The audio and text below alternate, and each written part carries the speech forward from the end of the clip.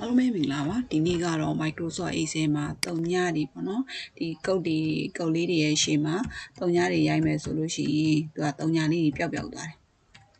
အဲ့တော့တုံညမပျောက်အောင်ပေါ့နော်ကိုရိုက်တဲ့တုံညလေးတွေပြန်ပေါ်စေချင်တာပေါ့အဲ့တော့ပေါ်စီဘယ်လိုမျိုးပေါ်လို့ရလဲဆိုလို့ရှိရင် setting လေးကိုချိန်ထားရုံပဲဘယ်ချိန်လောက်သူကအဲ့ဒီတုံညာလေးရိုက်ထန်နဲ့ပေါ်ပြီးသားပဲအဲ့တော့ setting ချိန်မှုအတွက်က file လေးကိုတွားပါမယ် file လေးကနေပြီးတော့ option ကိုနှိပ်ပါမယ်အဲ့ဒီ option တွေကနေပြီးတော့ဒီမှာ data လေးရှိပါတယ် data လေးကိုနှိပ်ပါအဲ့ data တွေကနေပြီးတော့ဒီမှာ remove လေးဆိုတာလေးကိုတစ်ချက်နှိပ်လိုက်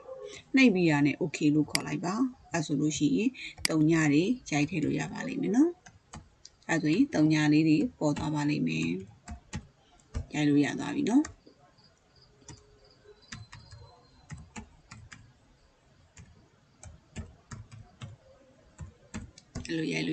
အဲ့လိုရိုက်တဲ့အခါကျလို့ရှိရင်နောက်မှဒီ error လေးတွေပေါ်လာတယ်လေအဲ့ဒီ error လေးတွေကိုမပေါ်ခြင်းဘူး